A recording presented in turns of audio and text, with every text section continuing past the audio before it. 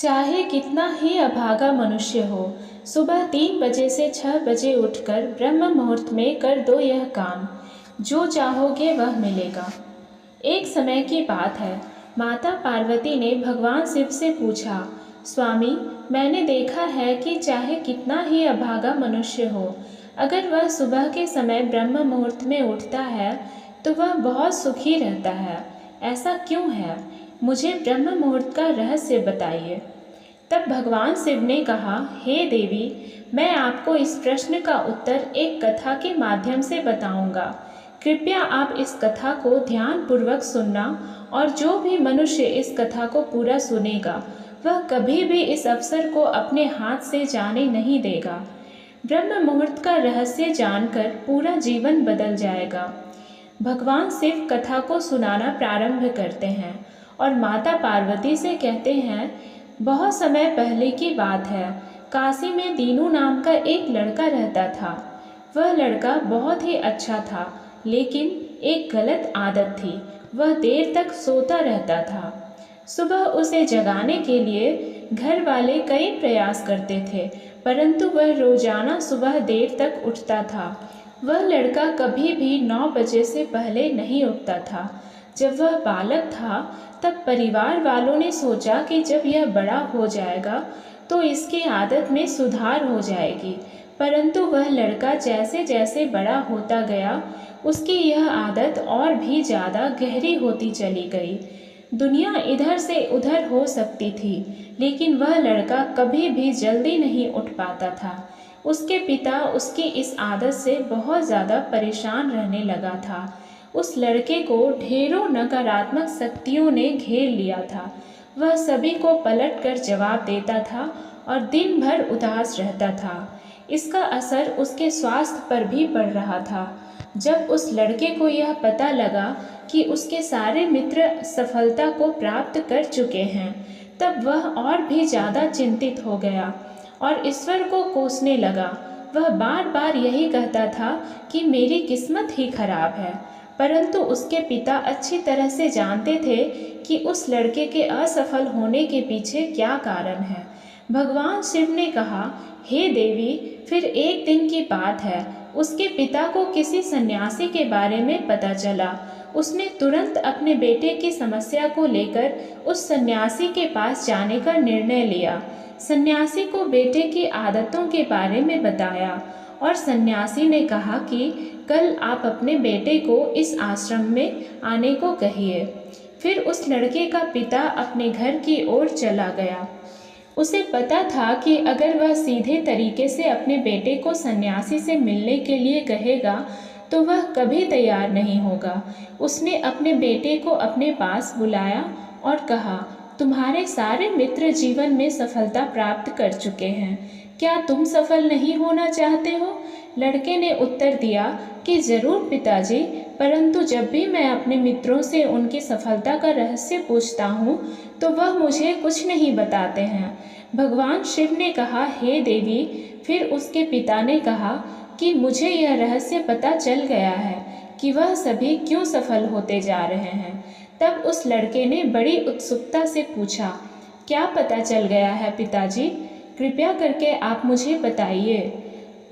उसके पिता ने कहा कि कल सुबह तुम्हें एक सन्यासी के आश्रम में जाकर उनसे मिलना है।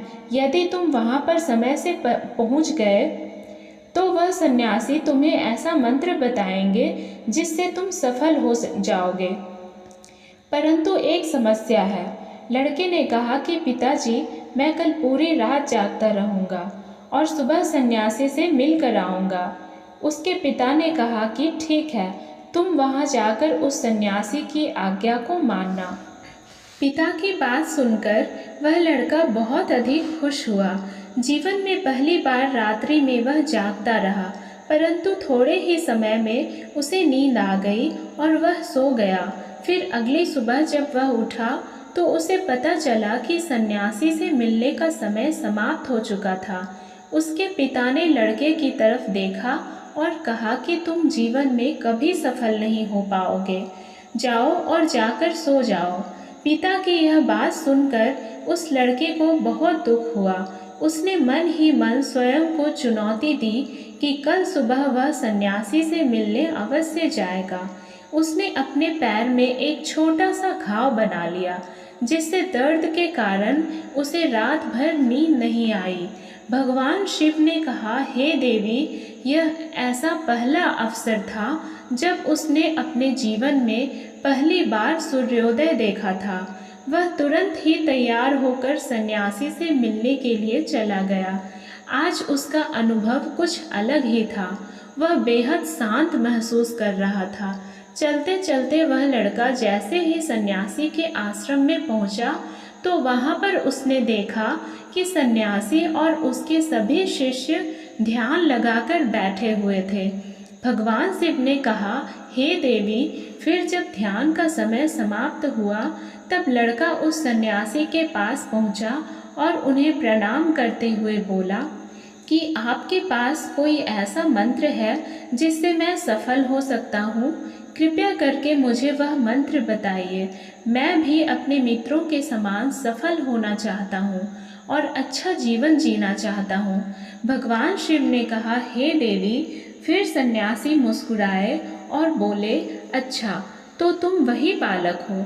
तुम्हारे पिताजी मुझसे मिलने आए थे और उन्होंने तुम्हारे विषय में मुझे सब कुछ बता दिया था। मैं तुम्हें वह मंत्र अवश्य बता देता, परंतु अब लड़के ने जैसे ही परंतु शब्द सुना तो लड़का घबरा गया। उसने पूछा, परंतु क्या गुरुदेव?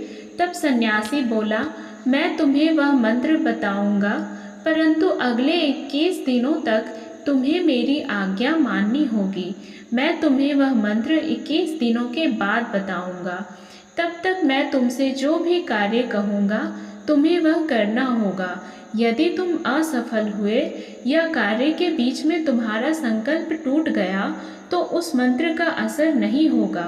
दृढ़ निश्चय के साथ उस लड़के ने कहा कि मुझे आपकी सारी आज्ञा स्वीकार है। मैं अगले 21 दिनों के लिए आपका दास हूँ। आप जो भी कहेंगे मैं वही कार्य करूँगा। मुझे केवल और केवल उस मंत्र के बारे में जानना है। भगवान शिव ने कहा, हे देवी।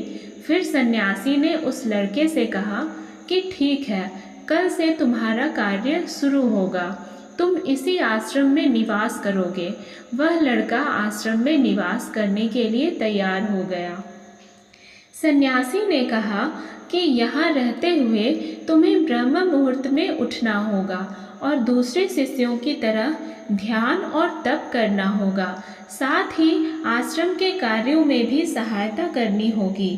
ध्यान रहे, यह संकल्प टूटना नहीं चाहिए। भगवान शिव ने कहा, हे देवी। अब लड़का सन्यासी की बात से सहमत हो गया और अगले दिन से उसके कार्य के दिन की शुरुआत थी। इस बार उसने दृढ़ निश्चय किया, परंतु 1 सप्ताह बीतने के पश्चात ही उसका संकल्प टूट गया और वह 8वें दिन देर तक सोता रहा। जब वह नींद से जागा तो उसने कहा कि मुझसे कितनी बड़ी भूल हो गई है। वह रोते हुए सन्यासी के पास पहुंचा और कहने लगा कि हे गुरुदेव, मेरा संकल्प टूट गया। अब मैं जीवन में कभी सफल नहीं हो पाऊंगा। सन्यासी ने उसे समझाते हुए कहा कि एक बार फिर से शुरुआत करो, फिर से संकल्प करो। फिर लड़के ने सन्यासी से पूछा कि सुबह उठना इतना आवश्यक क्यों होता है और यहाँ पर सभी लोग इतनी जल्दी क्यों उठ जाते हैं। भगवान शिव ने कहा, हे देवी। तब सन्यासी ने लड़के को समझाते हुए कहा कि सुबह यानी ब्रह्म मुहूर्त में उठने के पीछे बहुत बड़ा विज्ञान छुपा हुआ है। लड़के ने कहा कि कृपया मुझे वह विज्ञान बताने की कृपा करें। सन्यासी ने कहा कि रात्रि को 4 पहर में बांटा गया है। पहला रुद्र काल, जिसका समय शाम 6 बजे से लेकर 9 बजे तक होता है। दूसरा राक्षस काल, जिसका समय रात्रि 9 बजे से 12 बजे तक होता है। तीसरा गंधर्व काल, जिसका समय रात्रि 12 बजे से 3 तक होता है। और सबसे अंत में जो पहर आता है उसे मनोहर काल कहते हैं। इस समय को ब्रह्म मुहूर्त या अमृत बेला के नाम से भी जाना जाता है। इसका समय भोर 3 बजे से सुबह 6 बजे तक होता है। यह वह समय होता है जब पूरे संसार की नकारात्मक शक्तियाँ निष्क्रिय अवस्था में होती है और सकारात्मक शक्तियाँ सक्रिय होती है। ब्रह्म मुहूर्त अर्थात देव मुहूर्त। ब्रह्म मुहूर्त का अर्थ देवताओं का समय होता है। भगवान शिव ने कहा, हे देवी, वह सन्यासी आगे कहता है, इस समय देवता धरती पर विचरण कर रहे होते हैं और जागृत मनुष्य पर उनका बड़ा ही सकारात्मक प्रभाव पड़ता है। ब्रह्म मुहूर्त ऐसा समय होता है जिसमें मनुष्य का मस्तिष्क बिल्कुल खाली होता है, जिसमें किसी प्रकार के कोई विचार नहीं होते हैं, और जब इस समय व्यक्ति अपनी पुस्तक खोलकर पाठ का अध्ययन करते हैं तो उन्हें सब कुछ जल्दी जल्दी याद भी होता है और यह लंबे समय तक याद रहता है। यह ऐसा समय है जिसमें हम ज्ञान को समझने का प्रयास करते हैं। इस कारण आश्रम के सभी शिष्य और संसार में बहुत से ज्ञानी लोग ब्रह्म मुहूर्त में उठ जाते हैं। प्राचीन काल में रोशनी का कोई स्रोत न होने के कारण लोग अपने दिन का समापन सूर्यास्त के साथ और आरंभ सूर्योदय के साथ करते थे। यह एक तरीका है जिससे मानव जीवन प्रकृति के साथ तालमेल बनाकर चलता है।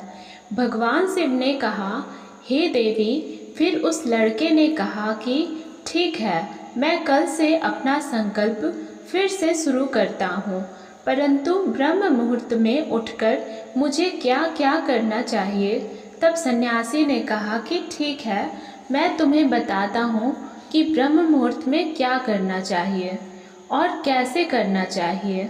सबसे पहले उठकर धरती माता पर पाँव रखने से पहले धरती माता को प्रणाम करना चाहिए और अपनी दोनों हथेलियों को देखना चाहिए और ईश्वर को धन्यवाद देना चाहिए कि उन्होंने तुम्हें आज का सूर्योदय देखने का अवसर दिया है। इसके बाद नित्य कर्म और स्नान करने से शरीर की ही नहीं बल्कि मन की शुद्धता भी बढ़ती है।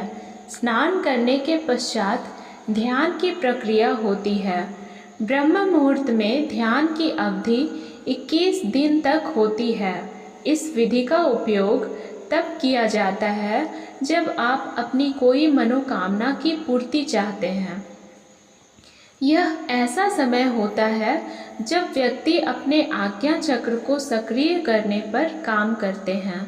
भगवान शिव ने कहा, हे देवी। आगे वह सन्यासी कहता है, आज्ञा चक्र दोनों भौहों के बीच होता है।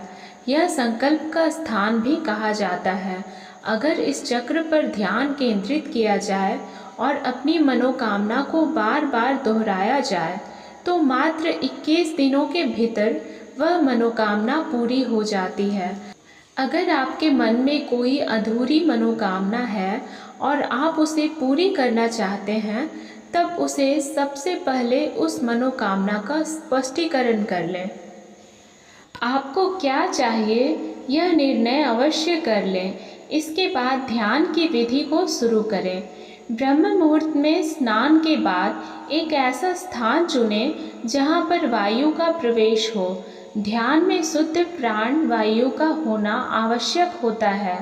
ध्यान की मुद्रा में रीढ़ की हड्डी सीधी होनी चाहिए, साथ ही गर्दन भी सीधी होनी चाहिए।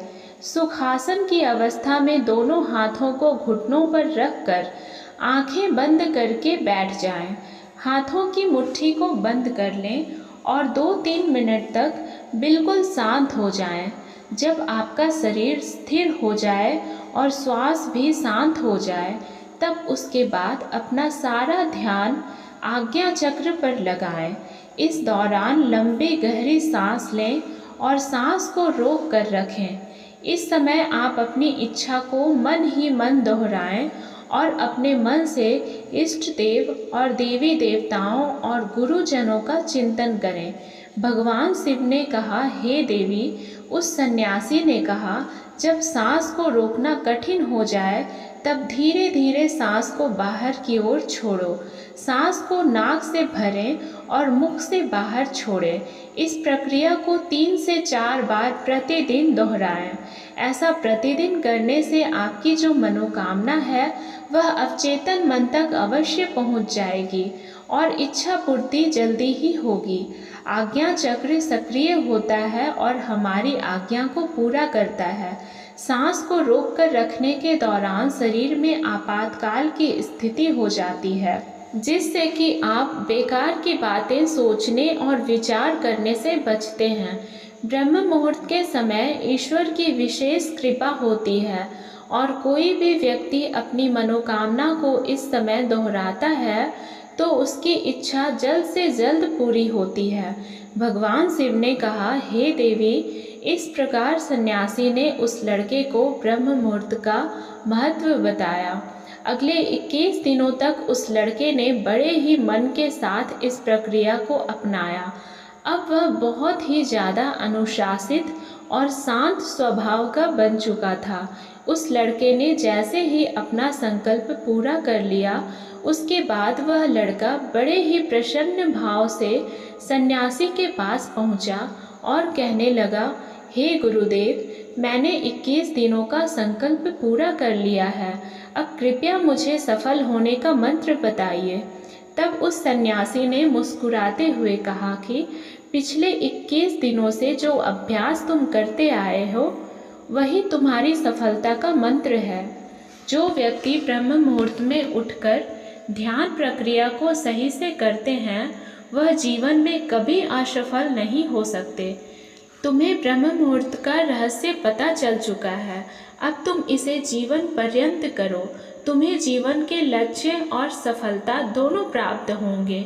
उस लड़के ने सन्यासी को धन्यवाद दिया और ब्रह्म मुहूर्त के नियमों का पालन जीवन पर्यंत तक करने का वादा भी किया। भगवान शिव ने कहा, हे देवी, अब तो आपको पता चल गया होगा कि ब्रह्म मुहूर्त में क्या होता है। तब माता पार्वती ने कहा, हे स्वामी, अब मुझे ब्रह्म मुहूर्त का संपूर्ण ज्ञान हो गया है। इतना कहकर माता पार्वती ने भगवान शिव को प्रणाम किया। वीडियो अगर पसंद आया हो तो वीडियो को लाइक और हमारे चैनल को सब्सक्राइब करें और अपने दोस्तों के साथ शेयर करें। धन्यवाद।